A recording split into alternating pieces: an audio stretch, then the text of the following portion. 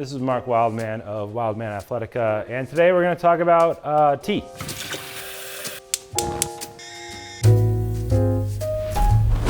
Spent a lot of time in the UK kind of in the last couple of years working on movies and such, and they drink a ton of tea there, and I have never been a coffee drinker. So we're going to talk about tea. Tea is like one of those things that has like a huge history that's kind of changed the world that nobody really thinks about. But like entire wars have been fought over tea. Specifically, the British have fought entire wars over tea, the British Empire. And the Opium Wars in the 1830s and the 1840s, and basically also the Tea Wars. Why tea? We don't realize, because we live in the modern world, that water used to be bad everywhere. 90% of the population throughout history has lived next to water because water makes it easy to transport things, because you can float more weight than you can carry on your back or you can pull in a cart. All the major cities of the world are right on the edge of water, whether it's on the edge of an ocean or on the edge of a river, a navigable river, as you would call it. The problem with putting a bunch of people around water is that waste goes into the water. And until modern times, processing that waste wasn't a thing. It just all went into the water, and then people went down and got water out of the river, which doesn't seem like a good idea now, but there was no other idea for the majority of human history. So your water tended to be bad and it tended to make you sick, but you still had to drink it.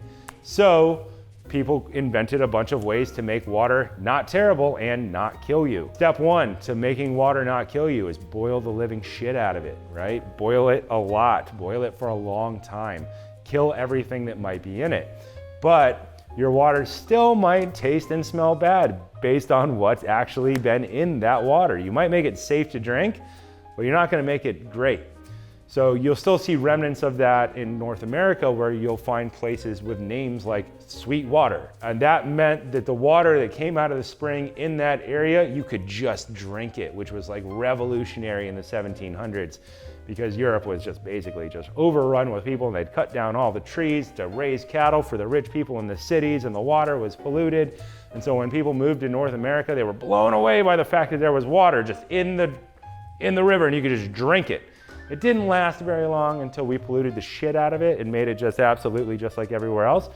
But you'll still find names like that around the world. Tea was the solution to that problem. Well, you also had another solution, which was make beer, make wine, or make tea, right? Beer and wine take longer, right? You gotta take a bunch of stuff, you gotta put it in there, you have to introduce some bacteria, you gotta get a chemical, and you get whatever type of booze that is. And we've been doing that for a long time. Like people who built the pyramids were paid in beer and things like that, like all kinds of weird historical notes. At certain points in history, people were so drunk because all they could do was drink beer that society was not doing great.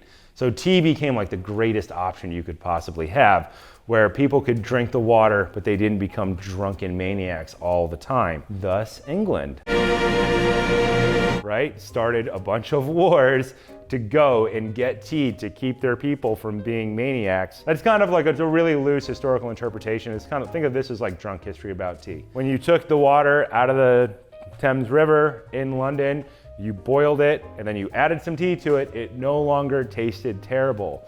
You have things like sweet tea from the South, where you get a big thing of water, you throw some tea in there with a bunch of sugar, and you just leave it in the sun.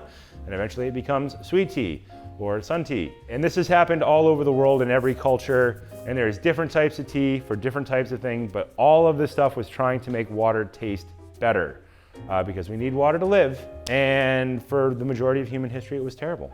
It was really, really bad. So we don't think of tea as important now, but we should. Right? Tea is what we should go back to drinking. We shouldn't be drinking La Croix, whatever that is supposed to be, hairspray in a can, I guess. You know, and all these other types of bottled water are just, people are just selling you clean water, which is bad because we're getting back to that point in history where we have to be sold clean water again. Not the best. And so tea can have many benefits based on what it is you're chemically extracting out of what plant. Historically, teas were various forms of medicine, but they were really just decoctions of certain types of, let's say, bark from certain trees is what aspirin is made out of. And before they took the bark and they chopped it up and they put it in a pill and they sold it to you in a bottle, you would just go out and get the bark and put it in water, and you had aspirin, essentially water, which aspirin tea, right? Historically been great knowledge to have because it kept you from getting scurvy, was pine needle tea. In the winter, in many places around the world, there's no availability to fresh citrus stuff that has a lot of vitamin C in it. And if you don't have vitamin C, you get scurvy, you get all kinds of weird diseases. It's all bad. You don't want it. It's a horrible way to die. I don't know, but history has told us that. So pine needle tea was something that cultures drank all over the world in the winter in order to keep from getting that disease. They knew that if they took the pine needle, they crushed it up, they put it in water, they boiled it, they got their vitamin C. They didn't know that it was vitamin C or what they were getting, but they knew that it worked. All different plants from around the world, people have smashed them up, put them in water, and figured out that they have different types of benefits to them.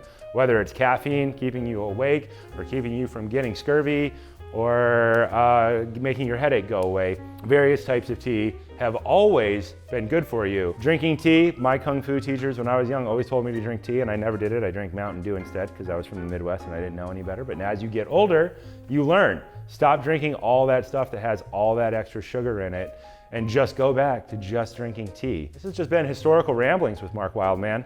To answer some questions that people were asking me about tea and what they should be drinking other than La Croix and weird sodas, and don't drink the Starbucks Cafe Mocha giant thing that's got more calories than a milkshake. Just get a milkshake if you're gonna get a milkshake. Just don't lie to yourself. Anyway, this has been Mark Wildman of Wildman Athletica. Drink tea.